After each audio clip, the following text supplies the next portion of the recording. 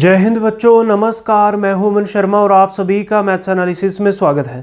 इस वीडियो में हम लोग पढ़ने वाले हैं क्लास 10th एनसीईआरटी एरिया से रिलेटेड टू सर्कल से एक्सरसाइज 11.1 क्वेश्चन नंबर 11 है हमारे पास। आइए समझें क्वेश्चन नंबर 11 को। क्वेश्चन नंबर 11 में क्या है? A car has two wipers which do not overlap. ध्यान से देखो, एक कार है, कार के अंदर आपको दो वाइपर्स दिए गए हैं और वो ओवरलैप नहीं करते। ओवरलैप मतलब एक दूसरे के ऊपर नहीं गिरेंगे। उसके बाद each wipers has a blade of length 25 centimeter. ध्यान से देखो, एक ब्लेड की लेंथ कितनी दी है?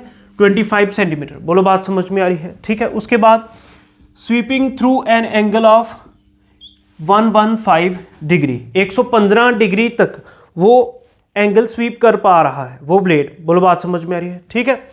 उसके बाद 115 डिग्री मतलब थीटा दिया, एंगल दिया। Find the total area. ध्यान से देखो, find the total area cleaned at each sweep of the blades. ठीक है, तो वो कितना टोटल एरिया स्वीप कर पा रहे हैं वो ब्लेड्स।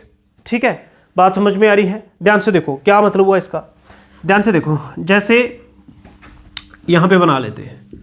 मान लो ये फ्रंट मिरर है आपके पास गाड़ी का।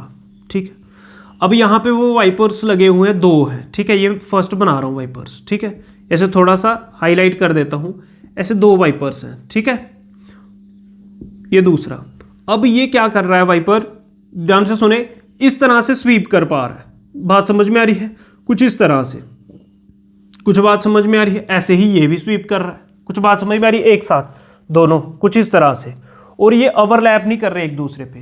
अब ये जब इस तरह से मूव करेगा, ध्यान से देखो, कुछ इस तरह से मूव कर पाएगा ये। कुछ बात समझ में आ रही? कुछ इस तरह से। बात समझ में आ रही है? ठीक है। और ये कितने, मतलब थीटा कितना है? 115 डिग्री। मतलब 115 डिग्री तक ही ये एंगल बना पा रहा है यहाँ पे। और ये जो ब्लेड की लेंथ है ये कितनी दी थी आपको? ब्लेड ऑफ, क्या बोला था उसने? Blade of length 25 centimetre. मतलब इस ब्लेड की लेंथ 25 सेंटीमीटर है, तो ये इस तरह से मूव कर पा रहा है, तो ये लेंथ भी कितनी? 25 सेंटीमीटर होगी। बात समझ में आ रही है? ऐसे ही जो दूसरा ब्लेड है ये भी इस तरह ही स्वीप कर पा रहा है, कुछ इस तरह से। बात समझ में आ रही है? ये भी कितने डिग्री तक? 115 डिग्री तक। और इस ब्लेड की लेंथ भी कितनी है? 25 सेंटीमीटर। और इस ब्लेड की लेंथ भी कितनी है? 25 सेंटीमीटर। कुछ बात समझ में आ रही है? ये जो ब्लेड की लेंथ है बच्चों, ये क्या बन जाएगी? रेडियस बन जाएगी। क्यों? ध्यान से देखो, ध्यान से देखो, एक चीज़ और देखो, यहीं पे देख लेते हैं। जैसे मान लो ये ब्लेड है, ये कुछ इस तरह से स्वीप कर रहा है। ठीक है, बात समझ में आ रही है? कुछ इस तरह से। ठीक है, एक ही बना रहा हूँ बच्चों। थीटा है 115 डिग्री और इस ब्लेड की लेंथ है 25 सेंटीमीटर। तो ये भी वही ब्लेड है। अगर मैं इसको इस तरह से घुमा सकूँ, मान लो, तो ये कुछ इस तरह से घूमेगा, तो मतलब ये सर्कल बना लेगा पूरा। ठीक है, ये पूरा सर्कल बन जाएगा अगर ये इस तरह से घूम पाता तो। बोलो बात समझ में रही? हमें पूरा घुमाना नहीं है इसको, 115 डिग्री तक ही ब्लेड को घुमाना है। लेकिन हम ये समझ सकते हैं कि ये एक सर्कल बनाएगा।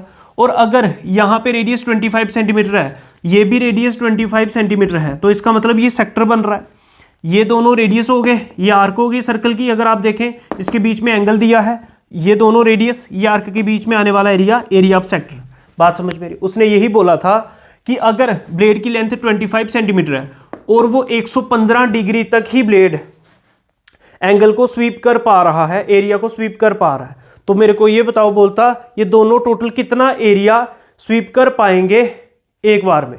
तो मैं क्या करूंगा, मान लो ये एक सेक्टर है, इसको मैं O, A, इसको B मान लेते हैं, इस पे पॉइंट P। इस एक सेक्टर का जितना एरिया होगा, ध्यान से सुनो, ये सेक्टर बन चुका है, आपको पता चल गया होगा, ये दोनों रेडियस और ये आर्क। अब इस सेक्टर का जितना एरिया होगा उसको 2 से मल्टीप्लाई कर दूंगा। क्यों?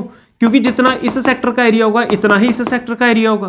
तो मैं दोनों का अलग अलग एरिया क्यों फाइंड करूं? मैं किसी एक का फाइंड कर देता हूं, उसको 2 से मल्टीप्लाई कर दूंगा, तो दोनों का एरिया आ जाएगा। बोलो बात समझ में आ गई? ठीक है, आइए लिखते हैं हम।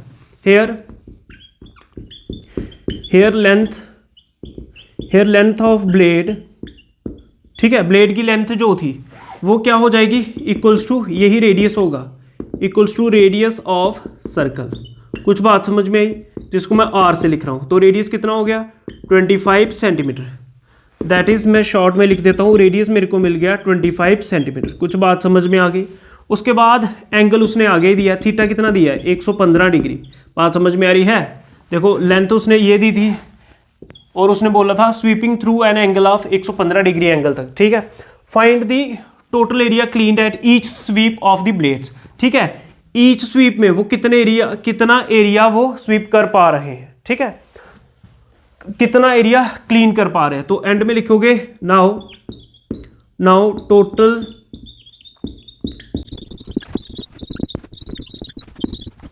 ध्यान से देखें क्या करेंगे। अब हम फाइंड करेंगे total area cleaned at each sweep of the blades, ठीक है। कितना टोटल एरिया क्लीन कर पा रहे हैं एक स्वीप में, ठीक है, दोनों ब्लेड्स। बात समझ में आ रही है। तो मैं क्या करूंगा, 2 से मल्टीप्लाई करूंगा, एक ही सेक्टर का एरिया फाइंड कर लूंगा, OAPB का, OAPB। बात समझ में आ रही है। तो 2 ऐसे ही एरिया ऑफ सेक्टर का फार्मूला क्या, θ/360 डिग्री इंटू πr²। बोलो बात समझ में आ रही है। अब देखो 2 का 2 एज इट इज, थीटा मतलब एंगल कितना है 115 डिग्री। बात समझ में आ रही है। 115/360 इंटू थीटा की वैल्यू पुट की 360 डिग्री इंटू पाई कितना 22/7 इंटू रेडियस का स्क्वायर। रेडियस कितना है बच्चों, रेडियस है 25, तो 25 इंटू 25 कर लेंगे। बोलो बात समझ में आ रही है। अब नेक्स्ट क्या करेंगे बच्चों, 115 इंटू 22 इंटू 25 इंटू 25, इन सभी को आपस में मल्टीप्लाई करोगे, आपके पास आएगा 1581250 और इसको डिवाइड कर दोगे किससे, 360 डिग्री इंटू 7 से। जब इसको 7 से मल्टीप्लाई करोगे आपके पास आएगा 2520। अब इन दोनों को जब डिवाइड करोगे आपके पास आएगा 627.48 और ये 2 एज इट इज बाहर था। अब 2 से इसको मल्टीप्लाई करो, आपके पास लास्ट में आएगा 1254.96 सेंटीमीटर स्क्वायर। सेंटीमीटर स्क्वायर क्यों, क्योंकि एरिया जो है वो स्क्वायर यूनिट में आएगा। बोलो बात समझ में। इस तरह से आप लोग क्वेश्चन नंबर 11 को सॉल्व कर लोगे। बात समझ में आ गई होगी। इस वीडियो में इतना ही। अगर आपको मैथ्स एनालिसिस की ये वीडियोस अच्छे लग रहे हैं तो वीडियो को लाइक करो, शेयर करो, चैनल को सब्सक्राइब करो। जय हिंद, जय भारत, नमस्कार।